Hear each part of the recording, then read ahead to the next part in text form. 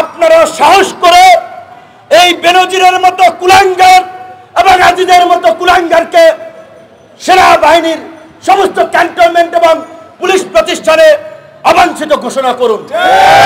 কারণ এই দুইজন কুখ্যাত ব্যক্তি বাংলাদেশের 53 বছরের ইতিহাসে সামরিক বাহিনীকে কলঙ্কিত করেছে, পুলিশ বাহিনীকে কলঙ্কিত করেছে এবং তাদেরকে বিচারের মুখোমুখি হতেই হবে। আমাদের কথা পরিষ্কার, শুধু বেনজির এবং আজিজ নয়, আরো যারা জনগণকে জিম্মি করে বিশিষ্ট শিল্পপতিতে পরিণত হয়েছেন, ব্যাংক লুটেরা, সেটা আলম হোক, বসুন্ধরা হোক, তাদের বিরুদ্ধে ব্যবস্থা নিতে হবে। এই লুটেরাদের বিরুদ্ধে সরকার যদি ব্যবস্থা না নেওয়া হয়, শেখ হাসিনাকে আমরা বলতে চাই, জাহানারা ইমামরা যেভাবে গণ আদালত বসিয়ে যুদ্ধাপরাধীদের বিচারের দাবিতে গর্জে উঠেছিল, আমরা আজকে জনগণকে নিয়ে গণ আদালত গঠন করে দুর্নীতিবাজদের বিচার করব, দুর্নীতিবাজদের সম্পদ জনগণের মাঝে বিলিয়ে দেব। এই জনগণকে জেগে উঠতে হবে। আমাদের বন্ধুরা বলেছে, পৃথিবীর সমস্ত জায়গায় এই ধরনের দুঃশাসন যখন চেপে বসেছে, ছাত্র যুবক তরুণদের ছাড়া বুড়া মানুষ দিয়া পরিবর্তন হয় নাই। এখন বুড়া মানুষদেরকে অসম্মান করছি না।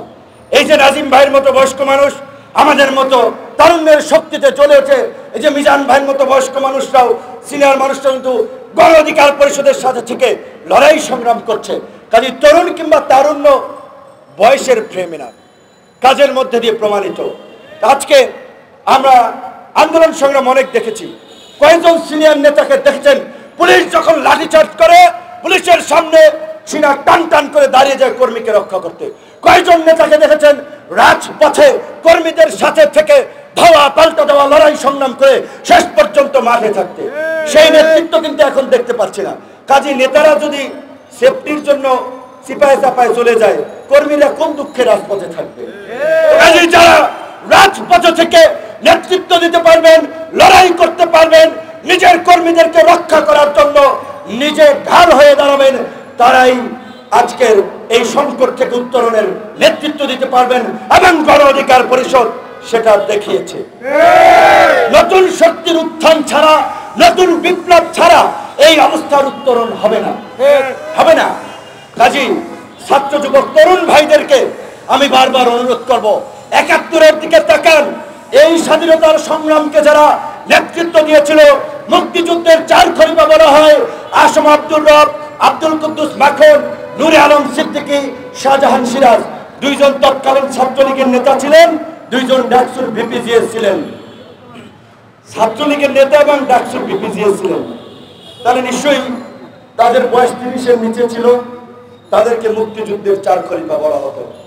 ৭ জন বীরশ্রেষ্ঠের দিকে তাকান, যাদের অধিকাংশের বয়স আপনার ২২-২৩ থেকে ৩০-এর মধ্যে। ৭ জন বীরশ্রেষ্ঠের দিকে তাকান। তারপরে মুক্তিযুদ্ধের আরেকজন কান্ডারি, যখন জাতি দিগ্ভ্রান্ত, আওয়ামী লীগের নেতারা যখন কলকাতার থিয়েটার রোডে মুক্তিযুদ্ধের নামে তাস খেলায় মত্ত হয়েছেন, দেশ জাতির একটা দিগ্ভ্রান্ত অবস্থার মধ্যে ছিলেন, কি করবে বুঝে উঠতে পারছিল না। বঙ্গবন্ধুকে গ্রেপ্তারের পরে হামিলের বাসিয়ার মতো ওই একজন মেজর, প্রধানমন্ত্রীর ভাষায় তিনি ৪০০ টাকার মেজর, সেই ৪০০ টাকার মেজরই কাম কিন্তু ঘটাই দিছিল।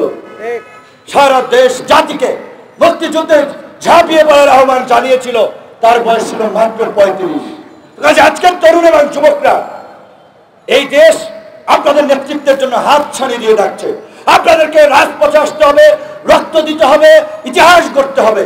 এই আওয়ামী লুটেরারা, তাদের পরিণতি ইতিমধ্যেই তারা ভোগ করতে শুরু হয়েছে।